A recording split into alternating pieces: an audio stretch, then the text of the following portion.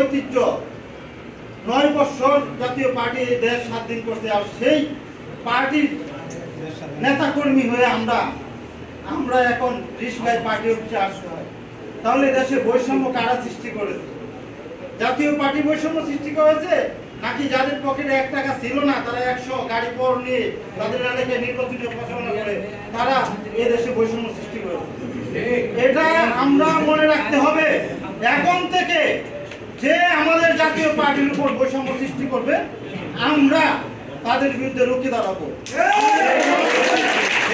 অত্যন্ত বিচক্ষণ ব্যক্তি এবং অনেক সাহসী। আমাদের গত বিক্ষোভ মিছিলটা যেভাবে পুলিশের ব্যারিকেড ভেঙে করা হয়েছিল, এতে করে জাতীয় পার্টির সম্মান আকাশ সমান হয়েছে। আমরা এরকম মহাসচিব চাই যিনি আমাদের পার্টিকে সংগঠিত করবে। আমাদের কিছু প্রয়োজন নেই। আমাদের পার্টি যখন সংগঠিত হয় তখন আমাদের মূল্যায়ন এমনিতেই হয়। কারণ হচ্ছে কি, মানুষ তখন আমাদেরকে সম্মান করে, এই তোমাদের পার্টি অনেক সুন্দর, অনেক ভালো, তোমাদের পার্টিতে অনেক নেতা কর্মী আছে।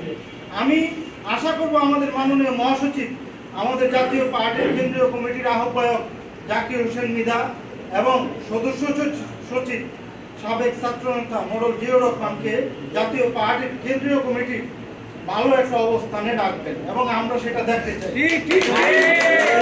তাদের অক্লান্ত পরিশ্রম, তারা যে পরিশ্রমগুলি করে রাত দিন, এটা আমার বলার অপেক্ষা রাখে না। কারণ হচ্ছে এই পাশের যত ধরনের বৈষম্য সৃষ্টি হয়েছে, প্রত্যেকটা বৈষম্যর সামনে ছিল জাতীয় তরুণ পার্টির নেতৃত্ব এবং জাকির জিয়াউর রহমান,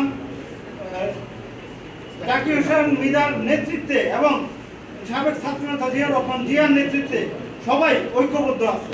আজকে সংক্ষিপ্ত সময়ের জন্য আমাদের বিভিন্ন জেলার নেতৃবৃন্দ হয়তো আসতে পারে নাই, কিন্তু যারা এসেছে সকলেই এই সংগঠনের কোনো বাড়াটিয়া লোক নাই এখানে। মাননীয় মহাসচিব, অর্থাৎ জাতীয় তরুণ পার্টিকে আপনি আপনার এবং আমাদের চেয়ারম্যানের ভ্যানগার্ড হিসেবে নিতে পারেন।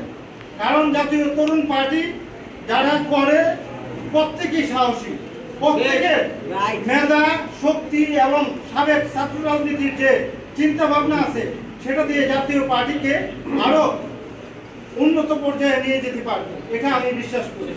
মাননীয় মহাসচিব, আপনি জাতীয় পার্টিতে আসার পর সবার হৃদয়ে আপনাদের বন্যা বলেছে, কারণ সবাই আপনাকে অত্যন্ত ভালোবাসে। আমি আশা করবো আপনি সবাইকে সমান দৃষ্টিতে দেখবেন এবং যোগ্য ব্যক্তিদেরকে যোগ্য জায়গায় রাখবেন।